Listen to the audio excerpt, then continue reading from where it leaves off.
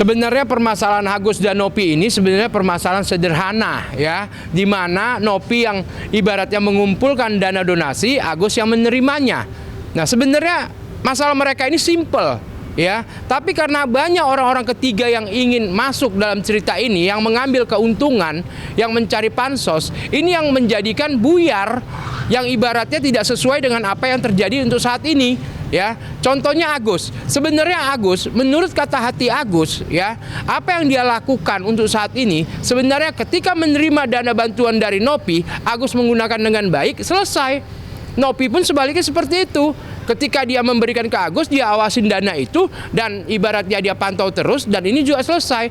Tapi gara-gara orang ketiga masuk dalam cerita ini, akhirnya semuanya jadi tidak memiliki tujuan, ya. Apalagi orang ketiga di belakang Agus, ya. Ini kan orang-orang yang ibaratnya dari netizen sendiri menilainya sudah tidak baik, udah tidak mendapatkan prioritas. Gimana pula orang ini bisa membela Agus? Nah, ini dia, ya. Jadi sebenarnya janganlah diributkan, karena ini uang donatur, ya. Ingat itu, ini uang donatur. Jadi digunakan dengan sebaik mungkin. Jagalah perasaan donatur-donatur yang udah membantu. Bukan malah kalian mencari panggung, yang mana panggung ini posisinya kalian kuasai. Akhirnya Agus dan Nopi menjadi boneka. Nah, ini bahaya untuk kelangsungan kita, ya. Makanya ini kita bisa mengambil satu contoh, di mana contoh ini semua menjadi pembelajaran hidup buat kita ke depannya. Masalah Agus dan Nopi disingkirkan, masalah pribadi yang naik. Nah, ini dia, makanya sangat lucu sekali loh, ya. Karena apa? Ada orang yang niat baik membantu orang lain, karena tidak sesuai dengan bantuan, akhirnya masuk ke jalur hukum. Ini sudah sangat melebar sekali. Kepada orang-orang ketiga ini, ya, harus mengintrospeksi diri, ya. Jangan saling tuduh, jangan saling menghakimi, ya. Karena masyarakat lebih pintar daripada kalian. Itu dia, ya. Sebenarnya kalian itu sudah dihujat. Saya sekali lagi mengingatkan kepada orang-orang ketiga yang mana ingin membantu Agus, cukup bantu dengan doa. Udah, itu aja. Saran saya untuk Agus, kalau bisa, ya, hilangkan orang-orang ketiga ini. Hilangkan semuanya, ya. Kalaupun ada orang ketiga yang ingin membantu Agus, Agus cukup hanya meminta doa, ya, atas kesembuhan dia. Tidak usah ikut ibaratnya membantu bagaimana apa yang harus dilakukan Agus. Ini jangan. Yang ada nanti Agus makin stres. Agus akan makin dihujat. Nah, sebenarnya Agus ini orang baik. Tapi karena banyak orang ketiga yang ikut campur, ya, otomatis mengatasnamakan Agus, akhirnya Agus terjerumus. Makanya sekarang ini orang banyak menghujat Agus, ya. Dan sebaliknya juga Nopi seperti itu. Yang penting niat Nopi baik untuk mengumpulkan dana donasi untuk membantu Agus, ya itu aja udah. Nggak usah pakai orang-orang ketiga lagi, nggak usah pakai backing-backingan lagi, nggak usah. Banyak orang yang memanfaatkan keadaan, yang mana mereka ini semua ibaratnya memberikan luang untuk mengambil pansosnya. Apalagi orang-orang ketiga ini kan sudah tidak laku semua. Nah, ini dia, ingat, ya, orang-orang ketiga yang hadir ini semua tidak laku semua. Itu dia.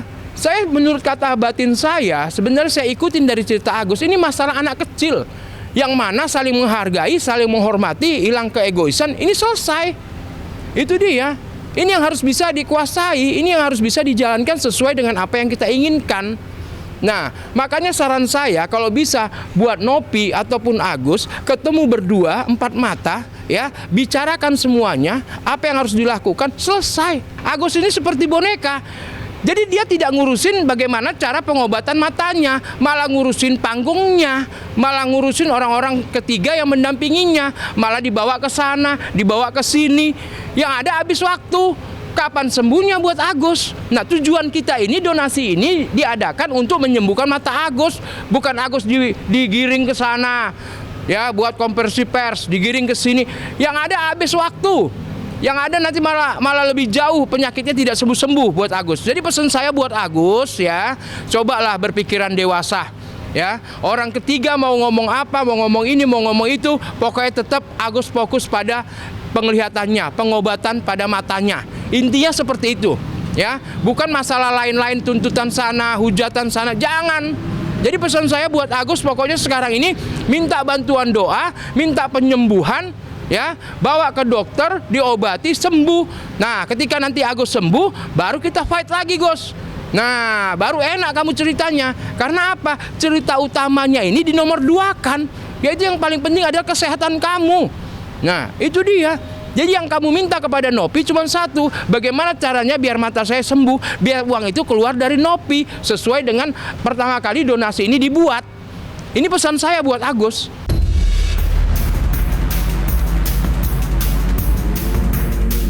Peran Farhad Abbas yang dominan, yang diduga menyetir Agus terkait perseteruannya dengan Novi, mendapat reaksi beragam dari sejumlah kalangan. Tidak terkecuali pengacara senior Hotman Paris Hutapea yang mempunyai pandangan lain dalam melihat konflik yang terjadi antara Agus dan Novi. Lantas, apa pandangan Hotman secara keseluruhan dalam melihat perseteruan Agus dan Novi yang meributkan uang donasi?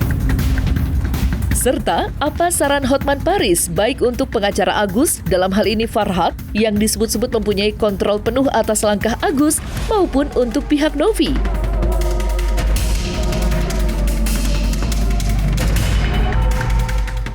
Kalau Agus, kau sudah dibantu, ya tahu dirilah. Ucapkanlah terima kasih kepada para donatur. Jangan teriak-teriak, jangan nangis histeris. Untuk apa sih? Kau tahu dirilah, kau sudah dibantu. Ucapkan terima kasih. Bersifatlah merendah. Ucapkan terima kasih pada para donatur. Udah itu aja. Agus itu harusnya lebih tahu diri. Dia sudah menerima donasi. Ya nggak usah terlalu banyak ngomong teriak-teriak lah, tahu diri lah.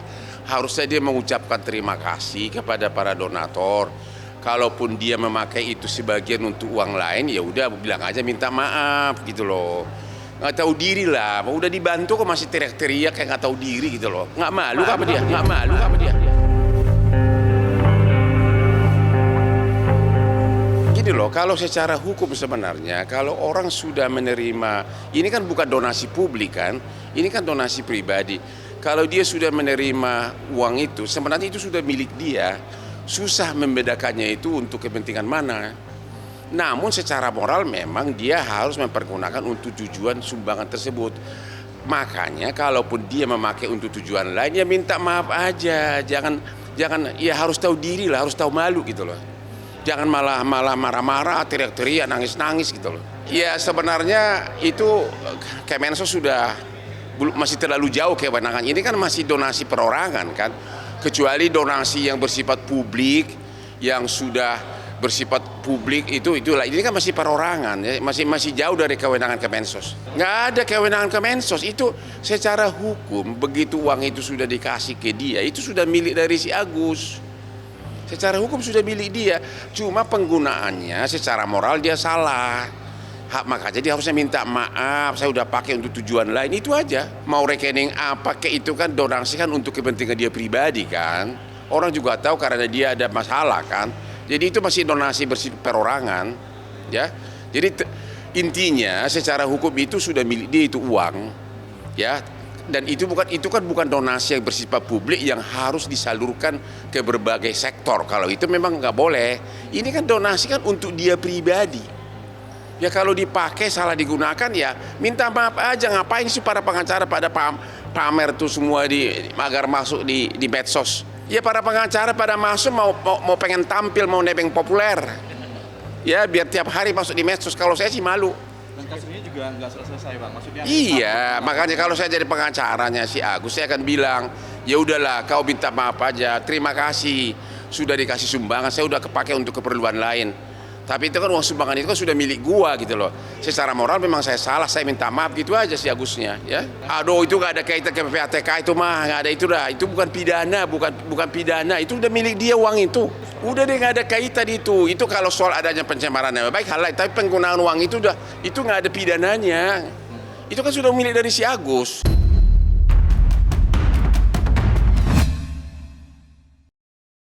Waktu mereka kumpul aku ditelepon juga. Sebelum itu mereka sudah minta tolong si Abraham ya. Pas ditelepon yang ketemu itu minta banget dia tolong. Aku serba salah bang. Saya paham sih. Cuman jangan. Dia ngomong kalau mau tayang aja cut bagian aku katanya. Mana bisa lah. Kalau saran saya sih kan dia sudah oke. Kita udah oke. Yang di bawah ini orang buta loh mas, bukan orang normal loh. Dan itu kan bukan kejahatan, itu kan sesuai fakta. Oke, siap Bang, aku bicara dengan tim, aku juga bicara dengan Abraham juga. Nanti kalau Abang punya waktu, Abang coba bicara dengan Abraham deh. Enak. Kalau aku mah jalanin perintah aja Bang. Ya makanya pengen tahu Mas ikuti perintah siapa, kalau kita kan 4 orang. Aku nggak mau ikut di dalam pusaran ini. Kalau Abang berkenan, aku potong bagian Abrahamnya. Karena aku menghargai dua-duanya Bang. Abang temen aku. Karena kalau nggak ada itu nggak sempurna. Makanya Nah pengen itu tahu. aku bingung Bang. Nanti kalau Tapi dia menurutnya ngomel, pengalaman untuk produk jurnalis itu gimana gitu kalau kita ke prank gitu. Lain halnya kalau kita dibayar nih, oh Mas nggak jadi dibayar. Ini kan tidak. betul. Kedua? Sebenarnya sih, ya. Tapi kalau dia ngomel Bang, aku pasti kena Bang. Nggak mungkin nggak. Ya udah kalau gitu Mas pengen di DPP takut diomelin sama Abraham. Aku nggak takut diomelin Abraham ya. Cuma kan ini kan jadi bahan omongan orang nanti Bang. Aku pasti ikut-ikutan. Ya, bukan ikut-ikutan. Kan kita ini pas bayangkan nih tidak ada rencana hanya untuk menghargai namanya Dr. Richard Lee. Balik kanan langsung kita balik Terima kanan kasih, nih. Bang. Bukan sampai sana berapa lama nih? 1 jam. Abraham juga cuman saya maunya cuma 10 menit juga dia ikut juga selesai. Bayangkan tuh. Saya terima kasih Bang. Saya terima kasih banget Bang. Saya bilang apa maksudnya rekaman ini yang memerlukan kita mau lihat sebenarnya itu apa gitu. Tapi kalau rekam jejak itu ditutupi dan hilang begitu, kayaknya waduh. Ini karena kita menghadapi penjahat-penjahat terhadap orang buta, Mas. Saya nggak mau dokter jadi penjahatnya juga. Gitu aja simpel kok. Klarifikasi ini sebenarnya gara-gara Dr. Richard Lee dilarang untuk menayangkan rekaman podcast antara Agus, saya, Abraham Silaban. Tapi baru ya saya memang rencana mau menegur dan tak boleh begitu. Karena kalian kan udah memperdaya orang cacat, orang disabilitas, tiba-tiba hanya untuk kepentingan ditelepon sama rame-rame Abraham Silaban dan grup yayasan dan Denny, mereka tidak menayangkan. Tapi tadi setelah alot ya, bahkan Abraham Silaban mau jumpa kita dan menjelaskan dan silakan aja masuk gitu. Karena menurut saya sebenarnya apa yang disampaikan Abraham Silaban di podcastnya dia ini tuh lurus-lurus saja, hanya ada beberapa kriteria kayak menyampaikan karakter saya gitu. Perlu saya luruskan bahwa saya ini bukan pemarah. Justru hari itu saya udah mengatakan kita rapat di meja bundar, kemudian tanda tangan di meja bundar, baru kita tampil di meja konferensi pers. Nah justru Abraham yang mengatakan jangan nilai mahal di perjanjian gitu. Saya udah bilang sampai saya tuh bukan sering takabur ya, saya selalu bilang pokoknya apa nasihat saya ikuti, apa saran saya ikuti gitu. Ya saya kalau teman-teman tidak mengikuti saran saya ya saya nggak marah. Cuman kan yang terjadi kabur kan gitu.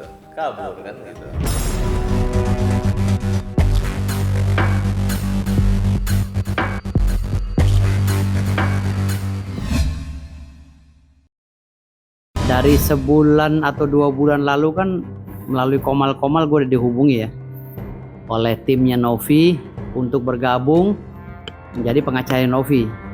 Terus gue bilang gue nggak bisa kalau gabung kan gitu, karena gue lihat lu pada mau bikin tim 1, tim 2, tim 3. Gue bilang gue bukan mau main bola. Gue bela klien, gue nggak biasa kayak begitu. Gue bilang jadi ntar aja deh kalau lo butuh gue, kalau pengacaranya udah pada gak ada atau minimal udah pada keluar semua baru ngubungin gue bilang gitu kan. Akhirnya selang beberapa bulan terjadilah tuh urbanisasi pengacara ya kan. Perpindahan daripada kubu Novi ke kubu Farhat kan gitu. Gue hubungi Pablo, tau-tau gue diajak ketemuan. Pertama ketemuannya di Cawang. Setelah ketemuan di Cawang, gue diajak ke Antasari, Jakarta Selatan. Ketemuan lah tuh di salah satu kafe. Gue ketemuan sempat ngobrol sama bininya Pablo. Katanya bini Pablo ada usaha skincare. Gue bilang bini gue juga ada usaha skincare. Kita combine aja, bla bla bla bla bla. Lalu Pablo bilang kalau masalah bendahara umum Pak Arfi silakan ngomong ke istrinya sendiri kan. Gue ngomong lah sama si Ray, ya kan. Ray senyum. Gue disuruh minum ya, minum. Gue minum kan waktu itu kan. Sambutan Pablo sih bagus lah gitu kan. Tahu-tahu Pablo izin turun serombongan ini nih. Gue bilang kok waktu kumpul itu ada pengacaranya Novi, ada pengacaranya Pablo, ada pengacara donatur gitu loh. Gue bilang ini kok ada pengacara Novi yang gue lihat di TV, gue bilang gitu kan. Oh iya ini lagi ya kumpul-kumpul aja, karena pengacara Novi banyak yang keluar gitu, ninggalin Novi kan gitu. Karena di situ ada Jos ya, dia sama-sama timur sama gue, dia dari Ambon. Gue bilang, Bung, kakak Bung masih di sini, gue bilang gitu. Ya, jadi beta harus bagaimana? Gue bilang begitu. Ya Bung, deng beta nanti urusan perdata. Kata dia gitu kan. Oke, kalau begitu beta oke, tapi beta nggak mau tambah pengacara lagi. Karena beta nggak suka ya, beta nggak suka. Bung tahu, ya nggak apa-apa, saya ngapa katanya, saya ngapa. Yang penting Bung, deng beta urus perdata dan urus counter media. Oke, setuju. Oke, salaman lah ya. Terus beta bilang, gue bilang, Bung, beta mau ini kuasa lisan dulu. Sebelum ditulis surat kuasa, jadi beta maunya surat kuasa lisan. Ya, kuasa lisan itu artinya sesuai apa yang dicatat dalam pasal 1338 KUH Perdata. Gitu kan, kuasa bisa lisan bisa tertulis. Oke, silakan aja bikin video dengan Novi. Kata Novi, saya maunya mah urusan ini kembali lagi seperti awal. Jadi maunya itu si Agus itu diobatin sama yayasan. Gitu loh. Diobatin sama yayasan, Novi bilang begitu. Jadi maunya diobatin melalui yayasan. Karena saya juga nggak mau juga, dia juga nggak mau juga megangin duitnya orang kan gitu. Megang yayasan. Tapi kita jalanin dulu gugatan perdata. Jadi pada situ memang pernyataan itu ambigu waktu itu.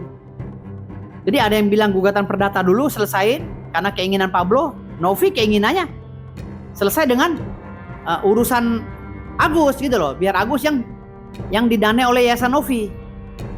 Ya udah oke lah, apapun itu kita bikin kuasa dulu di luar lisan. Gue keluarlah di kafe itu, di kafe Antasari itu. Gue bikin video. Nah video itu yang gue pakai baju merah. Selesai lah kan perjanjian, Novi tidak akan tambah pengacara lagi kan gitu. Mulailah gue bekerja karena keinginan Novi katanya damai dengan Agus untuk bukan damai apa? Agus diobati, bukan selesai. Agus diobati tapi diawasi oleh Yayasan Novi. Gue akhirnya nyamperin wartawan. Jadi bagaimana? Gue bilang begitu. Begini bang, kita mau nanya. Katanya si Novi udah dapat kuasa lagi, ngasih kuasa lagi ke Jenderal Purnawirawan Ricky Sitohang. Lah, gue bilang begitu. Gue kaget kan. Maksudnya kuasa untuk apa tuh? Gitu loh. Oh, kok agak tahu deh kuasa untuk apa? Bla bla. Gue tersinggung di situ. Gue bilang masa seorang jenderal nggak ngerti etika, ya kan? Nggak ngerti etika tentang advokat.